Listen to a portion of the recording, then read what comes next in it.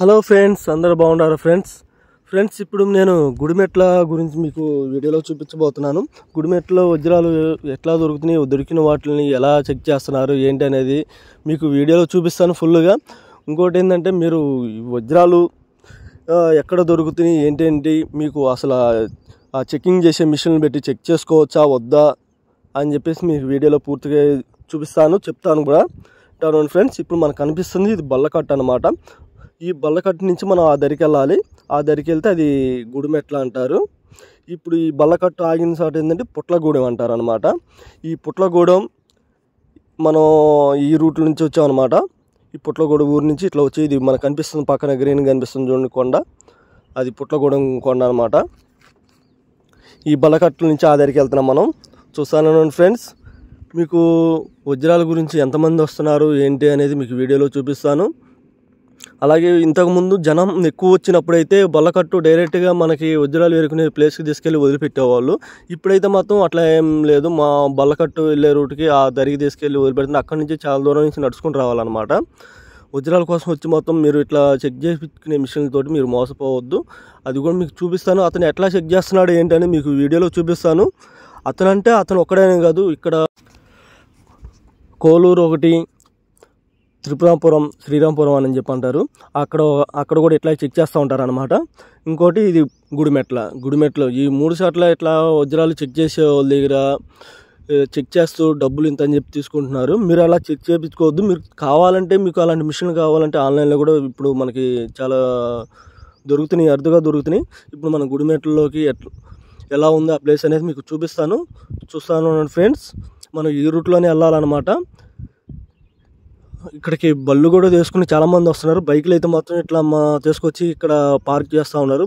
బళ్ళు అయితే మాత్రం వేసుకొని వస్తే ఇక్కడ ఈ ఫారెస్ట్ వాళ్ళు కానీ పోలీసు వాళ్ళు కానీ బళ్ళు అయితే తీసుకుని వెళ్ళిపోతున్నారు. తాళాలు వేసినా కానీ ట్రాక్టర్లు ఎక్కించుకుని తీసుకెళ్ళిపోతున్నారు. మీరు బళ్ళు వేసుకుని మాత్రం రావద్దు. ఏదైనా వస్తే మామూలుగా ఇట్లా బస్సుకి కానీ ఇట్లా వచ్చేసి ఇట్లా చూసుకుని ఒక రోజులో వెళ్ళిపోవచ్చు. ఇప్పుడు వజ్రాలు కూడా ఇక్కడ బాగా తవ్వకాలు ఎక్కువ అయిపోవడం వల్ల కూడా వజ్రాలు కూడా సరిగా దొరకట్లేదు. చిన్నవి అయితే దొరుకుతున్నాయి. మీరైతే మాత్రం వజ్రాలు చెక్ చేయించుకునే కాడ మాత్రం మీరు మోసపోవద్దు. ఆ వజ్రాలు ఎలా చెక్ చేస్తున్నారు ఏంటి అనేది మీరు ఒకసారి చూడండి. అది అసలు చాలా వరకు కరెక్ట్ కాదు. మీరు ఎన్నో పనులు వదిలేసుకుని ఇక్కడికి వచ్చేసి మీకు ఏదో ఒక రాయి వింతగా కనిపించగానే చెక్ చేపిద్దామని చెప్పేసి అట్లా చెక్ చేయించుకుంటున్నారు. అట్లా చేయించుకోబాకండి.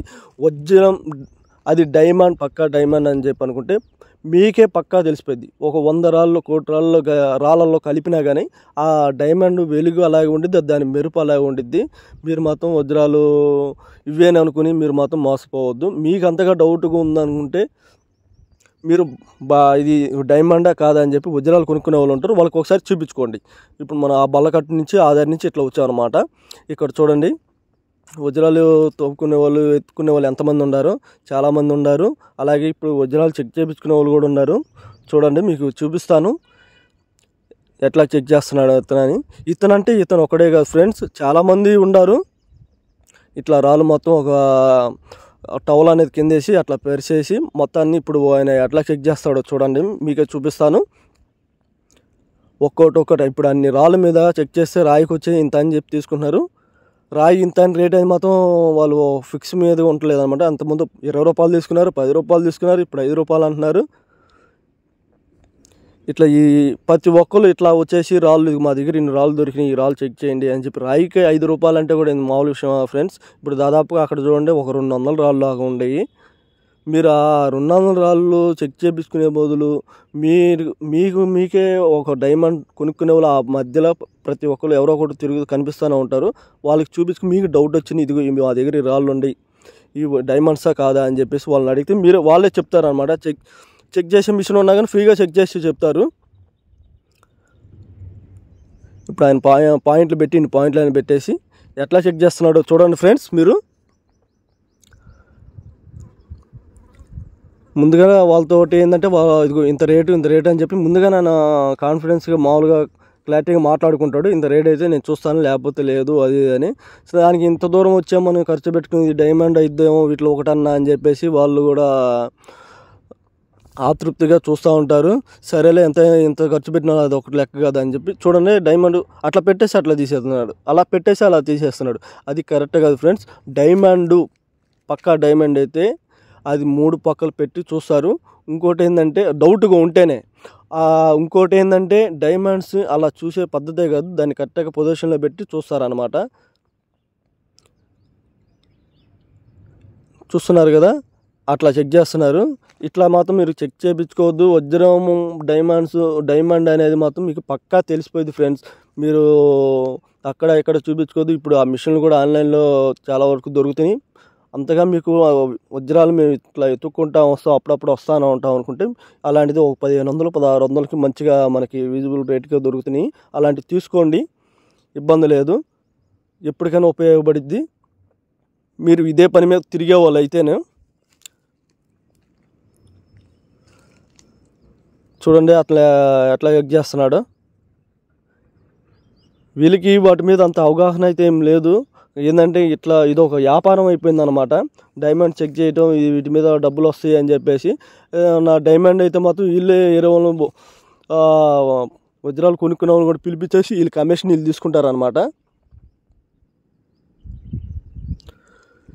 డైమండ్స్ అనేవి ఇప్పుడు అట్లా మట్టిలో ఉన్న తర్వాత శుభ్రం కడిగేసి రకంగా కొంచెం తడిగా ఉన్నా కానీ అది పాయింట్లు అనేది పెరుగుతాయి అన్నమాట. డైమండ్ అనేది అట్లా కడిగినా కానీ కడగపోయినా కానీ అది శుభ్రంగా తుడిసిన తర్వాత మనకు చెక్ చేయాలి. మట్టి తడి ఉన్నా కానీ అట్లాగే మోగిద్ది, మరి అరిసిద్ది అనమాట. చూడండి ఇక్కడ పక్కనే ఎంత గుంతలు పెట్టి తవ్వుతూ ఉన్నారు. చూసారుగా ఫ్రెండ్స్, ఎట్లా చెక్ చేస్తున్నారు. ఇలాంటి మాత్రం మీరు నమ్మొద్దు. ఎక్కడికి వెళ్ళినా సరే, కోలూరు అని సరే, త్రిపురాపురం, శ్రీరాంపురం అని చెప్పి అంటారు, 2 ఊర్లు ఒకటే అన్నమాట. అక్కడైనా సరే, ఈ పొట్లగూడెం అయినా సరే, మీరు ఇట్లా డైమండ్స్ ఇలా చెక్ చేసే వాళ్ళ దగ్గరికి వెళ్ళి మీరు చెక్ చేయించుకోవద్దు. ఎందుకంటే వీళ్ళు అవన్నీ డైమండ్స్ అనేది మీకే తెలిసిపోయిద్ది ఫ్రెండ్స్. డైమండ్ ఇట్లా ఉండిద్ది అట్లా ఉండిద్ది అనేది ఒక పుటక అనేది ఉండదు. రౌండ్గా ఉండొచ్చు, పలగ్గా ఉండొచ్చు, మన కటింగ్ చేసిన కటింగ్లుగా వరంగా ఉండొచ్చు. అవి రకాల్లో ఉంటే కలర్స్ ఉంటాయి. మీకే అర్థమైపోద్ది ఆ డైమండ్ ఎలా ఉంది. అసలు పట్టుకుంటేనే దాని నునుపు కానీ దాని లైట్గా మెరుపు అంటే దగ మెరవదు.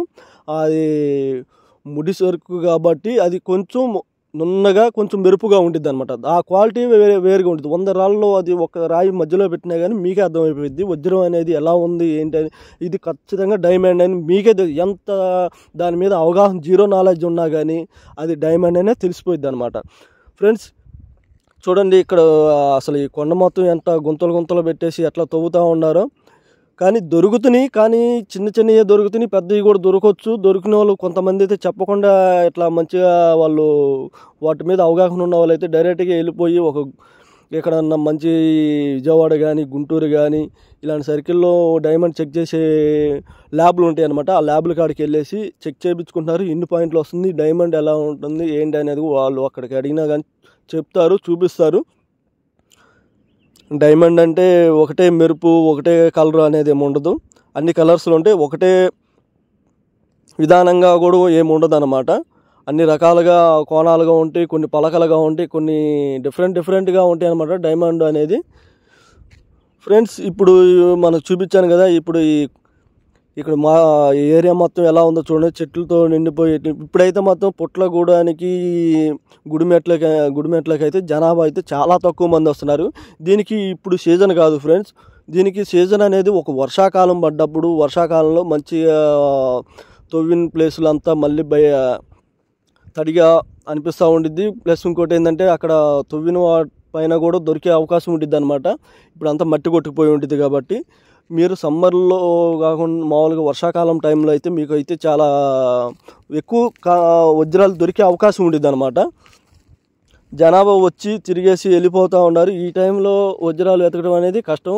ఇప్పుడు మన కర్నూలు ఉంది, మన జొన్నగిరి ఉంది, పక్కన గాజులపల్లి ఉంది. ఇవన్నీ ఏరియాలో ఏంటంటే ఒక వర్షాకాలంలోనే ఇట్లా ఎత్తుక్కోవడానికి ఎక్కువగా వెళ్తూ ఉంటారు. ఎందుకంటే ఆ టైంలోనే మనకి వజ్రాలు దొరుకుతాయి అన్నమాట.